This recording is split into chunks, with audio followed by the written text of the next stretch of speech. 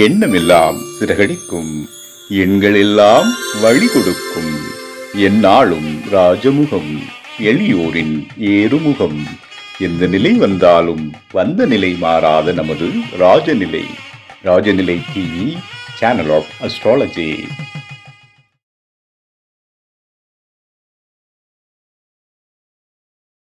Rajanilai TV, channel of astrology அதிர்ஷ்ட அளவுகளை ஜோதிட குழுமம் பெருமையுடன் வழங்கும் 2025க்கான புத்தாண்டு பலன்கள். அதில் மிக அற்புதமாக ராசிகளை வைத்து பலன்களின் கருத்துக்களை வழங்கி வருகின்றன. இந்த அற்புத நிகழ்ச்சியில் உணவு இடைவேளைக்கு பின் மீண்டும் இணைந்துள்ளோம். இதில் சிம்மம் ராசியின் பலன்களை சிறப்பாக வழங்க வருகை தரும் நட்சத்திர நாயகன் உயர் திரு பாலமுருகன் ஐயா அவர்களை அன்போடு அழைக்கின்றோம்.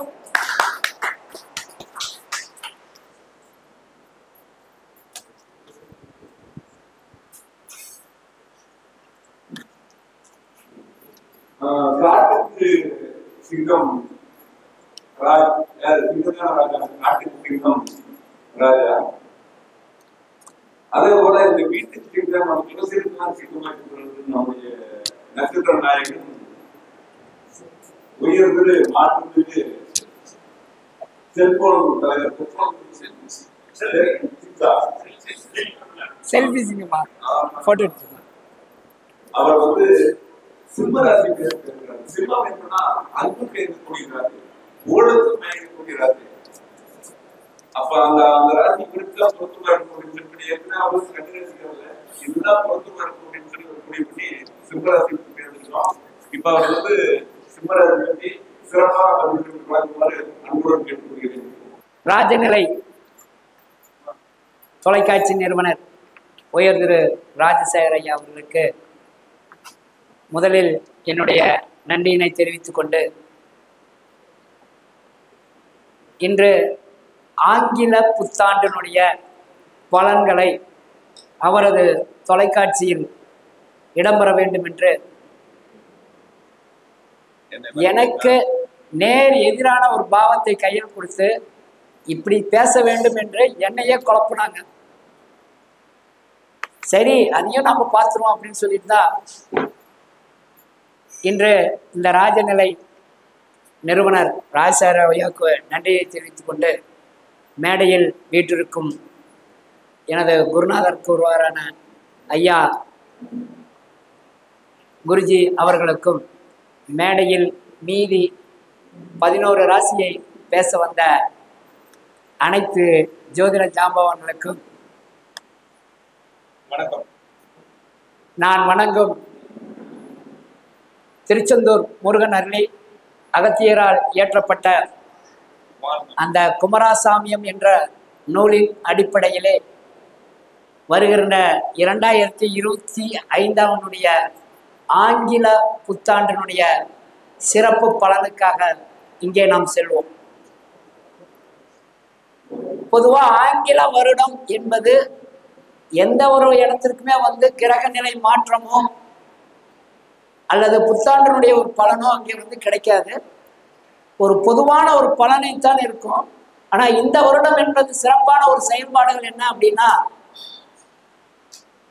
ராகு கேதுக்கள், சனி, குரு இவர்கள் பெயர்ச்சி ஆகிறார்கள் இந்த வருடம் ஆங்கில வருடத்தில். ஆனால் இந்த ஆங்கில வருட பெயர்ச்சி என்பது இந்த ராசிக்கோ அல்லது லக்னத்திற்கோ நம்ம சொல்வதை விட இந்த 2025 ஒரு சிறப்பான ஒரு வருடம் என்பதை முதலில் நான் இங்கே பதிவு செய்ய விரும்புகிறேன். ஒவ்வொரு கிரகமும் இந்த ஆண்டு அனைவரையும் வைத்து செய்யும், சாதாரணமாக செய்யாது, வச்சு செய்யும். காரணம் என்ன அப்படின்னா, மாதத்திற்கு அதாவது ஒரு 48 நாட்களுக்கு ஒரு முறை பெயர்ச்சியாகக்கூடிய செவ்வாய் இந்த வருடம் முழுவதும் செவ்வாய் பெயர்ச்சி ஆகாது. அவர் அடுத்தது 2026 உடனே ஜோதிடம் முன்னாடி ஒரு சின்ன சந்தேகம் வரலாம், அது எப்படிங்கிறது. நடுவில் ஒரு 3 நாள் மட்டும் அவர் சிம்மத்திற்கு வந்துட்டு மீண்டும் அதிசாரம் என்ற பெயரிலே வெளியே போயிடுவார். அதுக்கப்புறம் வக்கரங்கிற பிறகு மீண்டும் மிதுனத்திலே போவார். 2026 மார்ச் மாசம் தான் அவர் கடகத்தை விட்டு வெளியே வருவார். இந்த புத்தாண்டுக்கு அதை சொல்லவே முடியாது. அடுத்தது குரு. இந்த குரு பெயர்ச்சி மே மாசம் வருது, எல்லாம் பண்ணலாம். இந்த மேங்கிறது சித்திரை மாசம். அடுத்தது இந்த குருவனுடைய நிலைமை என்னன்னா கார்த்திகை மாசம் வரணும் தான் அங்க இருப்பார். மீண்டும் கடகம் மிதுனத்துக்குள்ள வந்துருவார். ராகு கேதுக்கள் பொதுவா அதை பத்தி சொல்லணுங்கிற அவசியம் கிடையாது. சனி 3 முறை வக்கரமாவார். இது 2025. இதை நாம் பொதுவா எடுத்துக்க கூடாதுங்கிறதுக்காக வருகின்ற மே அல்லது மார்ச் மாசம், பொதுவா 2025 மார்ச் 3வது மாசம் வரும். இப்ப என்ன கிரக நிலை ஓடிக்கொண்டு இருக்கிறதோ அதே தான் ஓடிட்டு இருக்கும், மாற்று கருத்தே இல்லை. ஆனா நான் எனக்கு கொடுத்தது என்ன அப்படின்னா சிம்மராசி. இது அரண்மனை ராசி, அரண்மனை குடியிருக்கும் ராசி, காட்டுக்கு ராஜாவான சிங்க ராசி. பழமொழி சொல்லுவாங்க கிராமத்துல, அரண்மனைக்கு எதிர்மனை இல்லை அப்படிம்பாங்க. அதேதான் இங்கே நான் வந்திருக்கேன். என்னை எழுத்து யாரும் பேசிடாதீங்க, ஏன்னா அரண்மனை பேச்சதான் நான் பேசிட்டு இருக்கிறேன். அரண்மனைக்கு எதிர்மனை இல்லை முதல்ல. அப்ப அதை நமக்கு எதிராளியாக இருக்கக்கூடிய அல்லது எதிர் வீட்டில் இருக்கக்கூடியவர்கள் சிம்ம ராசியோ சிம்ம லக்கணமோ இருந்தால் நம்ம வீட்டில் ஒரு பிரச்சனையை சந்திச்சுதான் ஆகணும். நீங்க ஒவ்வொரு அனுபவிங்க. நம்ம வீட்டுல சிம்ம ராசி சிம்ம லக்கணமா இருந்தா நாம எங்கே குடி போறோமோ அந்த ஏத்தி வீட்டுக்காரன் கஷ்டப்படுவோம், சம்பந்தமே இருக்காது, கஷ்டப்படுவோம். காரணம் என்ன அப்படின்னா அப்பவே பழமொழி சொல்லிட்டு போயிட்டாங்க, அரண்மனைக்கு எதிர்மனை இல்லை அப்படின்னு. இதனாலதான் சொன்னாங்க. ஆனா அதுலயே ஒண்ணு சொல்லிட்டு போயிட்டாங்க. இன்னொன்னு, அரண்மனைக்கு எதிர்மனை இல்லை, ரைட். அப்ப அந்த மனைக்கு குடி போகாத விட்டுற முடியுமா? குடி போய் தானே ஆகணும். குடி போனா என்ன பண்ணணும்? அப்ப அந்த அரண்மனைக்கு எதிர்மனையில குடி போறதுங்கிற பட்சத்தை வரப்புதான் இப்ப பாருங்க, வீட்டுக்கு முன்னாடி விநாயகர் சிலையோ விநாயகர் பொம்மையோ விநாயகருக்கு விட்டு பூஜை பண்ணுவாங்க. அந்த மாதிரி இருந்துச்சுன்னா பாருங்க, எழுத்து வீட்டுக்காரன் இருப்பான் சிம்மராசி சிம்ம லக்கணத்துல. அது ஏன் விநாயகர் மட்டும் வச்சிடணும், வேற வைக்க கூடாதா? ஏனால் அந்த சிம்மத்துக்கு அதாவது சிங்கத்திற்கு உதவிய ஒரே ஒரு மிருகம், வெறும் உயிரின எதுனா எலிதான். நம்ம கதையில சொல்லியிருப்பாங்க. சாதாரணமா நம்ம கதையை சொல்லல, வடை சுட்ட கதை கூட ஜோதிடத்துக்குள்ளதான் இருக்குது. ஏன்னா காக்கா தான் வடை தூக்கிட்டு போகுது, சனீஸ்வர பகவான் தான் வடை தூக்கிட்டு போறாங்க. ஏன் வேற பறவை வடை தூக்கிட்டு போவாதா? அப்ப ஒவ்வொரு இடத்துலையும் நம்ம ஜோதிடத்துல ஒளி வச்சிருக்கிறாங்க, நாம அதை பண்றது இல்லை. அந்த சிங்கத்திற்கு உதவியது எலிங்கிற ஒரு கதை இருக்கும் பாருங்க. வலையில சிக்கிக்கோ, நான் உனக்கு உதவி செய்யறேன் அப்படின்னு சொல்லிட்டு போய் உதவி செய்யும். அதுக்காக வேண்டி எழுத்தா அப்படி வச்சுட்டாங்கன்னா அதை தடை செய்யக்கூடியது அந்த விநாயகர், எலியினுடைய வாகனத்துடைய விநாயகர். இந்த இதோட அப்படியே சிம்ம ராசிக்குள்ள வந்துட்டு காலபுருஷனுக்கு 5ஆம் இடத்தை கையில கொடுத்துருக்காங்க. சூரியன் என்னைக்குமே ஜாதகத்தை முதலில் பார்ப்பது சூரியன் எங்கே இருக்கிறதுன்னு தான் பார்க்கணும். அந்த இடத்தில் ஏதோ ஒன்றை மேன்மையான ஒரு செயல்பாடுகளை நம்ம வைத்திருக்கிறார்கள். சூரியன் என்பது மேன்மை. அப்ப சூரியன் எந்த பாவத்தில் அவர்கள் இருக்கிறார்கள், 5ஆம் அதிபதி எந்த பாவத்தில் இருக்கிறார்கள், அப்ப அந்த இடம் மேன்மையாக அடையும். எப்போது அதில் கூட இருக்கும் கிரகத்தின் தசாபுத்தி நடக்கிறப்ப. சூரியன் தசாபுத்தி நடந்தா அது கொடுக்க மாட்டார். அதில் இருக்கும் கிரகமோ அதன் அதிபதியோ தசாபுத்தி காலங்கள்ல மேன்மை அடைந்து செய்வார்.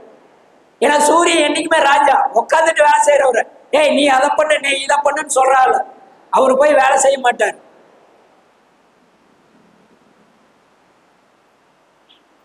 அதனாலதான் அந்த காலபுருஷனுக்கு 5ஆம் இடத்தான சிம்மம் எல்லாருமே ராசி ராசின்றோம்.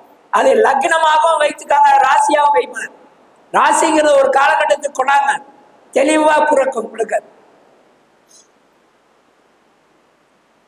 அதில் இருக்கும் நட்சத்திரமான சுக்கிரன் 2ஆம் இடத்துக்கு வருவாரு, 10ஆம் இடத்துக்கும் போவார். ஆனா 2ஆம் இடத்துல நீசமாயிடுவார். பெண்களால் ஒரு பிரச்சனை இது சந்தித்து கொண்டே இருக்கக்கூடிய ஒரு ராசி அல்லது லக்னமா இருந்தா சிறப்பா செய்யும். ஏன்னா 3ல தான் அவர் போய் நீசமாவார். பெண்களால் ஒரு பிரச்சனை இருந்து கொண்டே இருக்கும்.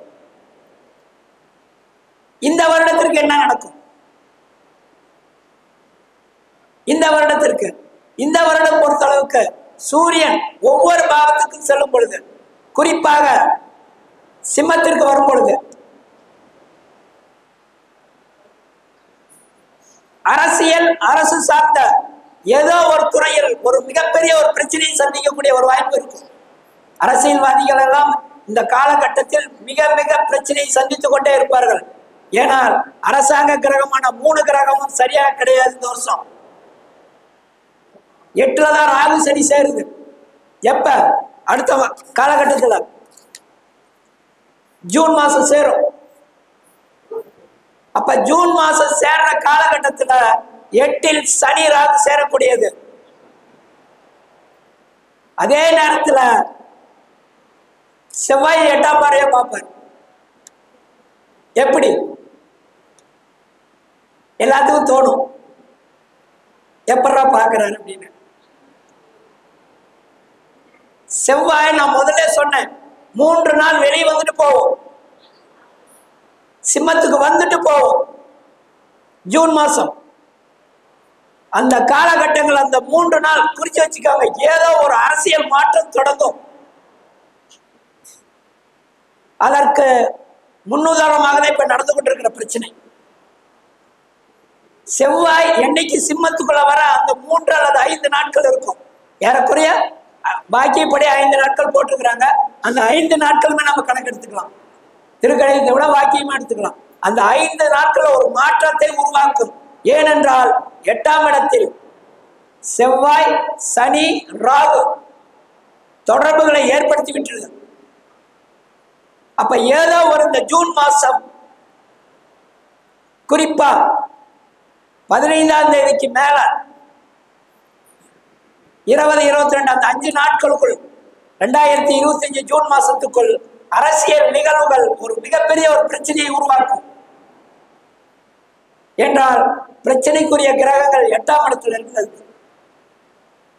அரசியல் தொடர்பு ரொம்ப இருக்குது அந்த இடத்துல. அப்ப வருகிற மே மாசம் குரு பெயர்ச்சி ஆகிறாரு. அங்கேயும் பாருங்க, சித்திரை மாசம் ஆகிறாரு.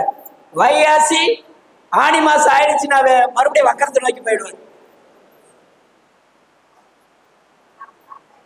இந்த காலகட்டங்களில் செவ்வாய் ஒரு மிகப்பெரிய ஒரு மாசமான ஒரு 2025 இருக்கு. நவராதி ஒரே கட்டத்துக்குள்ள இருக்குது. அப்ப அது 7, 8, 4ஆம் பார்வைகள் எல்லாமே மோசமா தான் இருக்கும். ஐயா சொல்றாரு, நீ மோசத்தை எதுவும் சொல்லாத.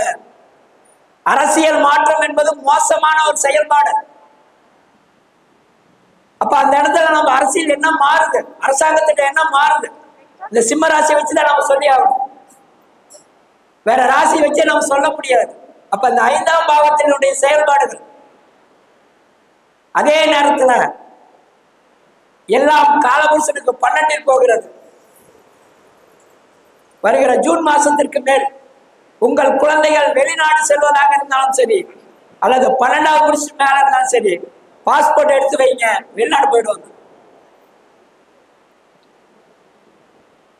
அப்ப ஜூன் மாசத்துக்கு மேல இப்ப ஜாதகங்கள் வரும்போது என்ன சொல்லணும், மேல எக்ஸாம் நடக்குது, +2 முடிக்கிறோம், மேற்படிப்புக்காக நீ கொண்டு வெளிநாடே சேர்த்தலாம், அல்லது டிகிரி முடிக்கிறோம், இந்த மாதிரி நான் வெளிநாடு போலான்னு இருக்கிறேன், தாராளமா போகலாம். அந்த காலகட்டத்தில் வெளிநாடு அமைப்பு ஈஸியா கிடைக்கும் குழந்தைகள் மூலமாக. அதே பூர்வ புண்ணியம் எடுப்போம், 5ஆம் பாவத்தினுடைய பூர்வ புண்ணியம் எடுப்போம். அது எல்லாமே முதல்ல சொன்ன மாதிரி எல்லாம் 8ஆம் பாவத்தினுடைய செவ்வாயினுடைய தொடர்புகள் இருக்குது ஜூன் மாசம். அப்ப அந்த ஜூன் மாசத்துல காலகட்டத்தில் யார் வந்து கேட்டாலும் சரி, அப்பா பொறு, இந்த வருஷம் முழுசும் முடியட்டும், இது வரலும் பூர்வ புண்ணியத்தை பக்கமே எட்டி பார்க்காது. இந்த வார்த்தையை அவங்க 2025 வருடம் தான் சொல்லிட்டீங்கன்னு வைங்க, சிம்ம ராசி சிம்ம லக்கணம் யாரா இருந்தாலும் அமைதி ஆயிடுவாங்க. அதுக்கப்புறம் உங்களுக்கு பரிகாரம் கிரியாரம் உங்களுக்கு சொல்ல வேண்டியதெல்லாம் சொல்லுங்க, தெரிஞ்சவங்க எல்லாம். அடுத்தது இவரை பார்க்குறப்ப என்ன ஆகுன்னா, பார்க்கக்கூடிய ராசி கும்பராசி. இன்னைக்கு கும்பத்துல சனி இருக்கிறார். காலபுருஷனுக்கு பாலக ராசியை பார்க்கிறார். அப்ப இந்த காலகட்டங்கள் வருகிற மார்ச் மாசம் வரணும் இவர்கள் எந்த தொழில் செய்தாலும் சரி, தொழில் ஒரு பிரச்சனையை சந்திக்கக்கூடிய ஒரு வாய்ப்பை ஏற்படுத்திடும். அப்ப இவங்க வராங்க அப்படின்னா சிம்ம ராசியே சிம்ம லக்னமா வருது, நீங்க என்ன சொல்லணும், வருகிற மே மாசம் மார்ச் மாசம் வரணும், குரு பெயர்ச்சி ஆகிற வரணும், நீங்க கொஞ்சம் அமைதியா இருங்க, அதற்கு மேல தொழில் பாவங்கள்ல இருக்குது, நல்லா இருக்குது, செய்யுங்க. ஐயா கவனிச்சுட்டு இருக்கிறாரு, எங்காச்சும் தப்பு கண்டுபிடிக்க முடியுமான்னு. நான் எல்லாம் ப்ரிப்பேர் பண்ணிட்டு வந்தது அவருக்கு தெரியாது, விடிய வீட்டுல உட்காந்து எனக்கு தான் தெரியும். ஈஸ்வர ஐயா உட்காந்துன்னு சொல்லிட்டாரு. சித்திரை ஏப்ரல் 14ஆம் தேதி ராஜாவாக வரப்போற ஒரு சூரியன், தலைமையிடம் வாழப்போற சூரியன், சூரியன் எங்கெங்கே இருக்கிறதோ, அரசாங்க தொடர்பு இருந்தாலும் சரி, தலைமை பதவி ஏற்றிருந்தாலும் சரி, ஒரு நல்ல ஒரு இது செய்யலாம், தலைமை இடத்திற்கு தகப்பன், இவர்கள் எல்லாத்தையும் எடுத்துக்கோங்க, காரகத்துக்கு எல்லாம் எடுத்துக்கோங்க, 5ஆம் பாவம் காரகத்தையும் எடுத்துக்கோங்க. இதில் ஏதோ ஒரு சிக்கலை இந்த வருடம் முழுசு சந்திக்குது. ஏன்னா அவர்தான் ராஜா. அரசனானா என்ன ஆவாரு, பேரரசன் ஆயிடுவாரு. அப்ப இந்த ட்ரிப்பு பேரரசனுக்கு எல்லாமே நல்லா இருக்கும். சிற்றரசன் என்ன ஆவாங்க, சிக்கலை சந்திச்சுட்டு இருப்பாங்க. அப்ப யார் பேரரசன் யார் சிற்றரசனுங்கிறத நீங்க போட்டு பாருங்க. அப்புறம் அவர் சொன்னார் மந்திரி சந்திரன். சந்திரன் என்ன பண்ணுவாரு, அம்மா காரகன் தான் ஒத்துக்கிறோம், ஆனா சந்திரன் ஏமாற்றுக்காரகன் ஏமாறுறக்காரகன் ரெண்டுமே உள்ள இருக்குது. அப்ப மன்னனால் ஏமாற்றப்படுவார் கூட இருக்கிறவங்க எல்லாமே. அப்ப இந்த வருஷம் பாத்தீங்கன்னா அந்த சூரியனாக செயல்படும். அதே போல சேனாதிபதி சனி, உழைக்கும் தன்மை, சேனாதிபதி அவனுக்கு வீரமா உள்ள நிக்கணும், அவனே சோம்பேறியா உள்ள நிற்பான். பாதுகாப்பில் ஒரு பிரச்சனை வந்து சேரும்.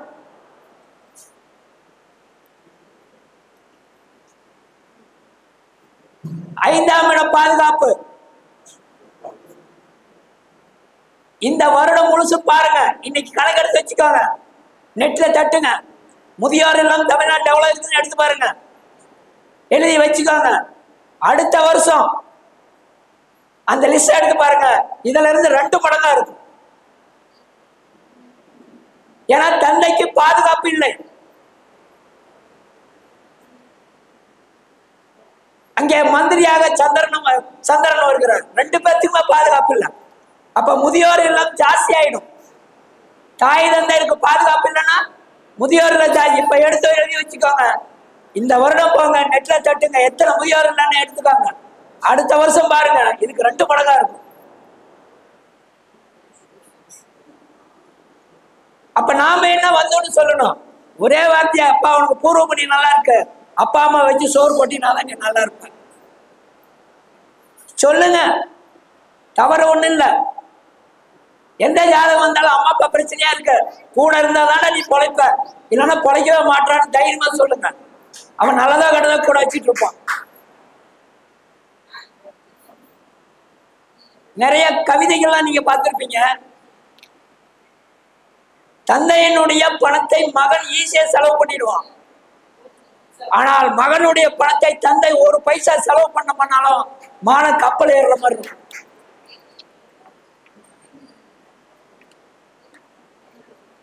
இந்த மாதிரி நிறைய வந்து முரண்பாடுகள் அந்த தாய் தந்தையோட இருக்கு. இப்ப அதே சிம்ம ராசி சனியை பார்த்து கொண்டிருக்கிறார். சூரியன் சனியை பார்க்கிறார். அந்த தாய் தந்தையினுடைய பிரச்சனை மேலோங்கி நிற்கும். அரசாங்கத்தில் ஒரு செயல்பாடுகள் பிரச்சனை முதல்ல தான் சொல்லியிருக்கிறோம். இந்த வருடம் பாருங்க, நீங்க இன்னும் பாருங்க. இன்று நடந்த அரசியல்ல கூட இன்னைக்கு தாய் தந்தைக்கும் பையனுக்கும் தான் பிரச்சனை. இன்று 28ஆம் தேதி நடக்குது, ஒரு அரசியல் பிரச்சனை நடக்கிறது. அந்த அரசியல் பிரச்சனை யார் யாருக்கு நடக்குது? தந்தைக்கும் மகனுக்கும் தான் நடக்குது. அப்ப இது எப்ப தீரும்? இன்று சமாதானம் ஆகுமா? ஆகாது. இது சமாதானத்தில் போய் முடியாதுங்கிறது இப்ப சொல்லிடலாம். இன்னைக்கு நடக்கிறத சொல்றேன். நீங்க ரொம்ப நாள் போக வேண்டியது இல்லை. மே மாசம் வரணும் போய் அடுத்த சனி பயிற்சி எடுக்க வேணும் ராசி கிடையாது, குரு பயிற்சி எடுக்கணுங்கிற ராசி கிடையாது. இன்னைக்கு நிலைமையே மோசமா இருக்குது. அப்ப வருங்காலத்துல அந்த சிம்ம ராசி சிம்ம லக்னத்துக்கு எப்படி இருக்குன்னு நீங்க நினைச்சு பாருங்க. 2025 ஏப்ரல் மாசத்திற்கு மேல் அந்த கிரக நிலை ஒவ்வொன்றும் நம்மளுக்கு ஒரு பிரச்சனைக்குரியதாக மாறிக்கொண்டிருக்கிறது. குரு 3 முறை அல்ல 4 முறை வர்க்கமாகிறது. 2025 பஞ்சாங்கம் வாங்கணும் படிச்சிருங்க. 2 சந்திர கிரகணம், 2 சூரிய கிரகணம்.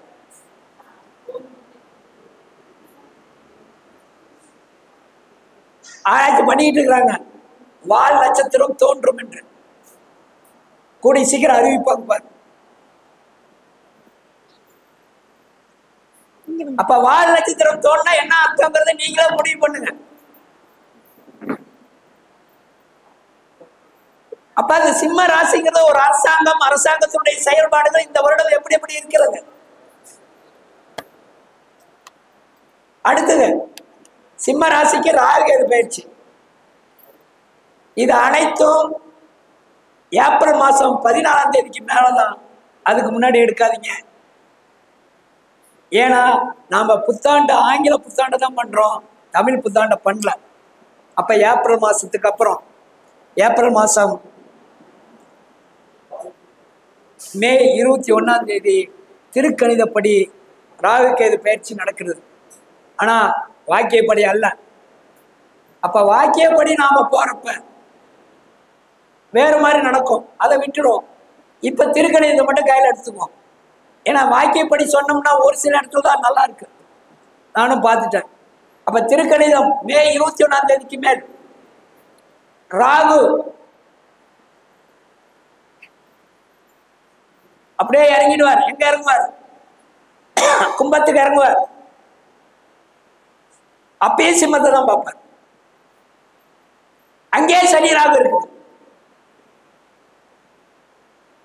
அப்ப அந்த வக்கரமான அந்த சனி ராகு எப்பப்பெல்லாம் உங்களுக்கு சேருதோ, இந்த சிம்ம ராசிக்கு 7ஆம் இடத்துலயும் 8ஆம் இடத்துலயுமே வளர்றாரு பாருங்க. சனி ராகு செவ்வாய் இந்த 3மே சிம்ம ராசி சிம்ம லக்னத்துக்காரங்க 8ஆம் 7 8 விளையாடுறாங்க. அப்ப 8ஆம் இட தொடர்புகள் என்னென்ன இருக்குது? அது ஒரு பெண் ஜாதகமாக இருந்தா எப்படி போகும்? ஏன்னா எல்லாம் கடல் ராசியில சேருது, இல்லைன்னா மறைமுக ராசியில் சேருது. ரெண்டுமே அவர்களுக்கு ஒரு பிரச்சனைக்குரியதாக தான் இருக்கிறது. இவர் சொன்னாரு பிரச்சனை பத்தி பேசலாம், பிரச்சனை பத்தி பேச வேண்டாம்னு. இது முழுக்க இந்த வருஷம் எதை எடுத்து போட்டாலும் அதான் இருக்குது. மகாராஜா ஒரு ஜோதிடர் அங்கிருந்து வந்தாரா, இங்க இருக்கிறவங்க எல்லாம் என்னங்கிறாங்க, கெட்டது சொல்லவே சொல்லக்கூடாது, நல்லதான் சொல்லணும். இந்த வருஷம் எப்படி நல்லா சொல்ல போறீங்க? ஏப்ரல் 14ஆம் தேதி உங்களை பிரச்சனை உள்ள வருது. பங்குனி வரல இருக்குது. அது சனி பெயர்ச்சி பங்குனி வந்துருச்சா? அப்ப பங்குனி வரலுமே அந்த சிம்ம ராசி சிம்ம லக்னத்துக்கு. மற்ற ராசியை விட்டுருங்க, என்னை கூட சிக்க வச்சுக்கல. சிம்ம ராசிக்கு நல்லதா சொல்றதுக்கு சிக்க வச்சீங்க. அடுத்தது பாரு, விவரமா கன்னி ராசி இதுக்கு வெவ்வேறாக போட்டுக்கிட்டாரு. அதான் துலாமுக்கு அருமையான ஆளை போட்டுக்கிட்டாங்க. ஏன்னா நல்லதுதானே சொல்லி ஆகணும்.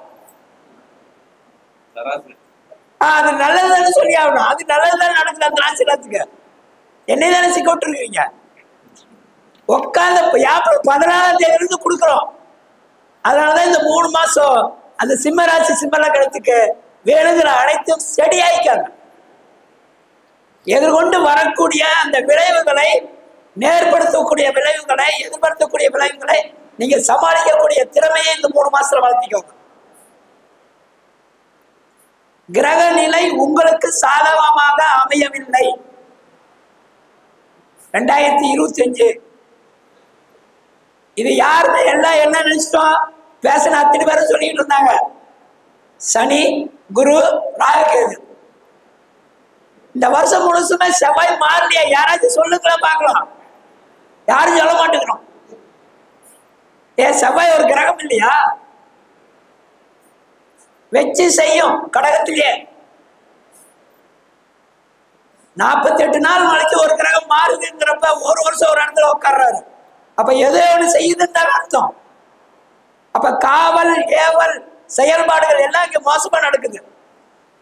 சந்திரன் வீட்டுல செவ்வாய் இருந்தா எப்படி இருக்கும்?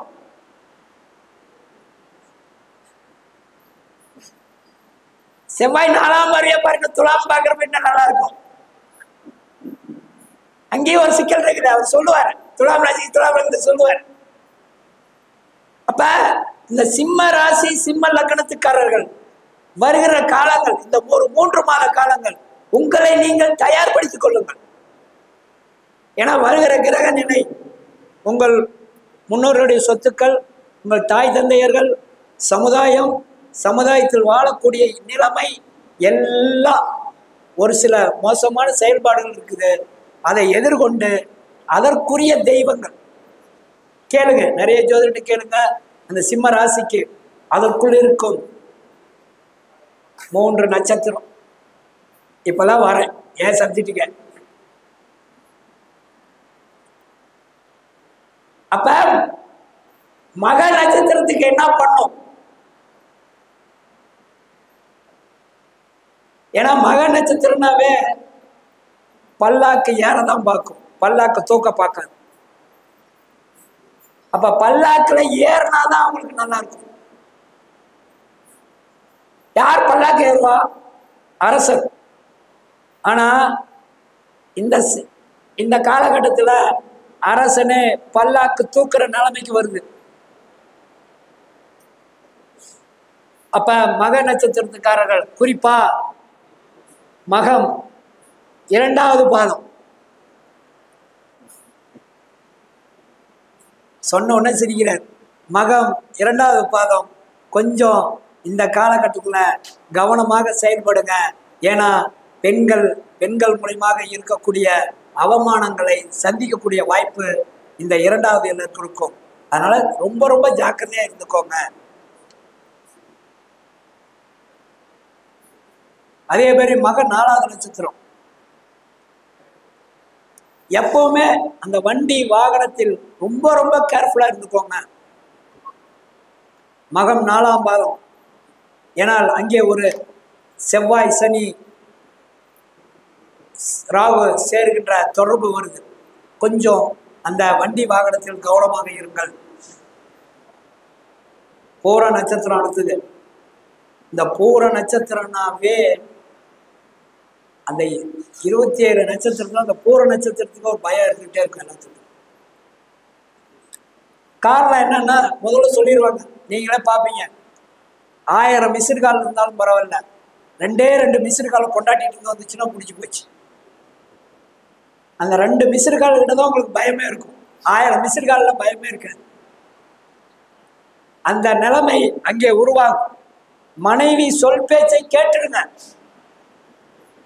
சிம்ம ராசி சிம்ம லக்னம் இந்த வருடம் முழுவதும் கணவனாக இருந்தால் மனைவி, மனைவியாக இருந்தால் கணவன், இவர்கள் என்ன சொல்றாங்களோ அதை செஞ்சிருங்க. நல்லதோ கெட்டதோ அவர்களுடைய சாரம். அப்ப அந்த பூர நட்சத்திரத்துக்கு ரொம்ப யோசனை பண்ணுங்க. மனைவியை நேசிங்க. மனைவியோட இருந்து கரெக்டான குடும்பத்தை நடத்துறதுக்கான வழிமுறை பாருங்க. அடுத்து இந்த உத்தரம் 1. உத்திரனாவே ஒரு மாதிரியா இருப்பாங்க எல்லாரும். உத்திரம் ஒண்ணுக்கு வந்துட்டோம், அதனால உத்திர நட்சத்திரத்துக்கான வாய்ப்புகள் எனக்கு கம்மி. அந்த உத்திரம் என்பது அங்கேயும் சூரிய நட்சத்திரம். என்னைக்கும் 2 பாதங்கள், ஒரு ஜாதகத்தில் 2 பாதங்கள் தன்னுடைய கடமையை சரிவர செய்யும். அது எது அப்படின்னா உத்திரம் 1ஆம் பாதமோ பூரட்டாதி 4ஆம் பாதம் தான். இது இங்க இருக்கிற ஜோதிடருக்கு யாருக்கும் தெரியுமாங்கிறது தெரியல. ஏன் குறிப்பா உத்திரம் 1ஆம் பாதம் பூரட்டாதி 4ஆம் பாதம் சொல்லிட்டு இருக்கிறோம்? அப்படி அல்ல, தன்னுடைய வீட்டில் தானே இருப்பார். அதேதான் நீங்களும் சொன்னதே, வேற மாதிரி சொன்னீங்க. தன்னுடைய வீட்டில் தானே இருப்பது இந்த 2 பாதம் தான். வேற நீங்க எங்க வேணாலும் கணக்கு போடுங்க, வராது. அப்ப நான் என் வீட்டுக்குள்ள என்னுடைய பொருள் எல்லாமே என்னது, இதுல இருக்கக்கூடிய எல்லா பொருளுமே என்னது, எல்லாம் நான் தான். அடுத்த விட்டுருனா,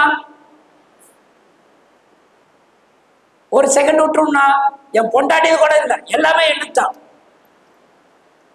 அப்ப என்ன பண்ணுவேன், அந்த இடத்துல நான் இருந்து இவ்வளவு பிரச்சனை சம்பாதிக்கிறப்ப எதிர்த்து கொண்டு அழைப்பேன், வா நான் ஆவணதாவட்ட நான் பார்த்துக்கிறேன். இந்த உத்திரம் 1ஆம் பாதம் அந்த வேலையை செஞ்சுக்கிட்டே இருக்கும். இப்ப இந்த வருடம் அவர் ராஜாவாகவே வந்து விட்டார். அப்ப இன்னும் நல்லா இருக்கும். கூப்பிட்டு வச்சு தூக்கி கிரீடத்துக்கு தலை விட்ட மாதிரி தான் இருக்கும். விளையாடுன்னு விளையாடுவார்.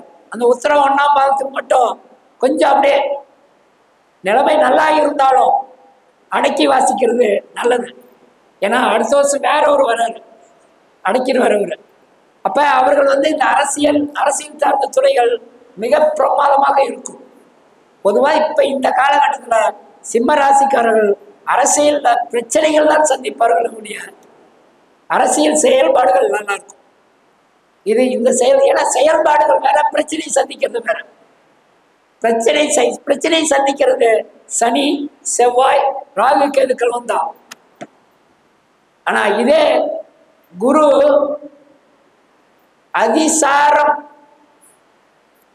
அதிசாரத்தினுடைய செயல்பாட்டுக்குள்ள ஒரு இடத்துல ஒருவர் தன்னுடைய நிலைமையை நிறுத்துவார். எங்க? அவருடைய 9ஆம் பாதத்துல. அது இதோட தொடர்பு வரும். அப்ப வந்து ஓரளவுக்கு இவர்கள் அரசியல் செயல்பாடுகள் நல்லா இருக்கும். அதே நேரத்துல அந்த காலகட்டத்துல பூர்வ புண்ணியம், முன்னோர்களுடைய சொத்து, அந்த முன்னோர்களுடைய சொத்துக்கள் அந்த காலகட்டத்துல கிடைக்கறியாத இருந்தா கூட கிடைச்சிடும். இது இந்த சொத்து எனக்கு கிடைக்காது அப்படின்னு சொல்றவன் கண்டிப்பாக ஒரு சிலர் இந்த சொத்தை அனுபவிக்கக்கூடிய வாய்ப்பு ஏற்பட்டுரும். இது 5ஆம் பாவத்தினுடைய.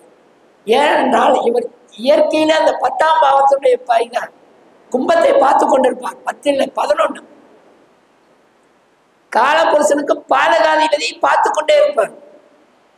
அப்ப இவர் செவ்வாயினுடைய செயல்பாடுகள் எங்கெங்கெல்லாம் வருதா பாதகத்தை தான் அனுபவிப்பார். இப்ப பாருங்க, இவர் நான் நல்லதுன்னு சொல்றதுக்கு தான் வந்தேன்.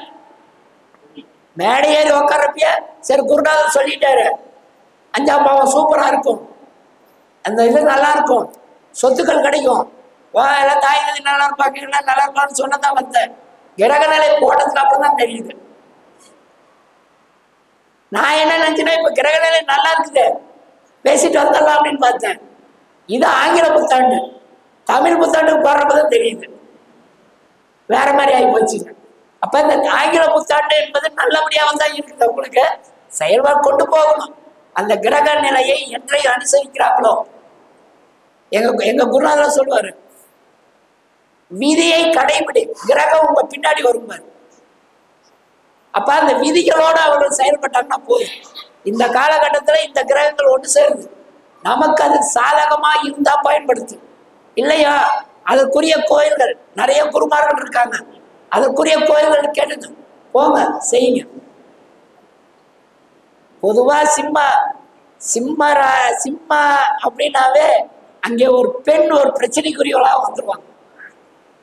அப்ப ரொம்ப கேர்ஃபுல்லா இருக்கணும். ஐயா வந்து கொடுத்துருக்கிறதுனால இதுவும் கேர்ஃபுல்லான ஒரு நேரம் தான் எனக்கு. என்னதான் நான் வந்து நன்மை செய்யப்படி தீமையாக இருந்தாலும் இந்த சிம்மராசியை பொறுத்தளவுக்கு காலபுருஷனுக்கு 5ஆம் இடம். அவர்கள் அந்த பூர்வ புண்ணியத்தை அனுபவிக்கக்கூடிய ஒரு செயல்பாடுகள் இருக்கு.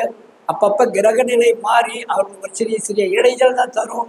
அதற்குரிய கோயில்களுக்கு அதற்குரிய குருமார்கள் அதற்குரிய சிறிய சிறிய பரிகாரங்கள் எல்லாம் செஞ்சுட்டு வந்தால் போதும். இவர்களை பொறுத்தளவுக்கு என்னையே பொறுத்தது என்னன்னா, குண்டம் அம்மனுக்கு குண்டம் நடக்கிறப்ப அந்த குண்டத்திற்கு விறகு வாங்கி கொடுங்க. இல்லையா அன்னதானம் நடக்கக்கூடிய இடத்திற்கு சிலிண்டர் வாங்கி கொடுங்க. இந்த 2 எரிபொருள் தானமாக கொடுக்கிறது. எரிபொருளை கையில் நீ கொடுக்க முடியாது, தானமாக கொடுக்கக்கூடிய இந்த 2 இடத்தை அந்த தானமாக கொடுத்து சிம்மராசிக்காரர்கள் இந்த வருடம் சீரும் சிறப்புமாக இருந்து அவர்கள் வாழ்க்கை முன்னேற எல்லாம் வல்ல இறைவனை பிரார்த்திக்கிறேன். வாய்ப்புக்கு ராஜநிலை தொலைக்காட்சி நிறுவனர் உயர்ந்த ராஜசேகரனுக்கு நன்றியை கூறி மற்றும் ஏழைய குருமார்களை நன்றி கூறி வாய்ப்புக்கு நன்றி. வணக்கம்.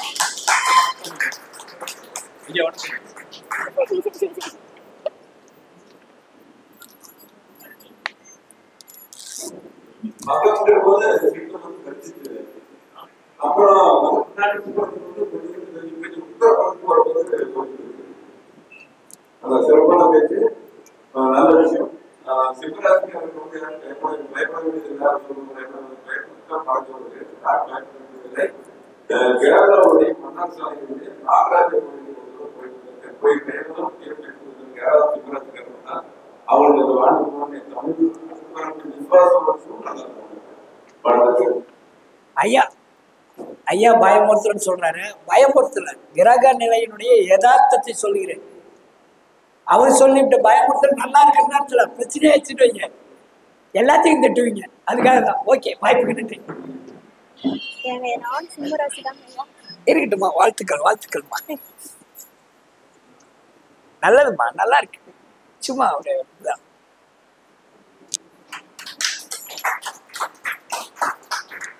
எனக்கு ஒரு போட்டோ எடுத்தா பரவாயில்லையா? நட்சத்திர நாயகன் வாழ்க வாழ்க. நட்சத்திர யாரோ ஒருத்தர் போட்டோ எடுத்துருக்கு, நீங்களே எடுத்துருக்கீங்களா?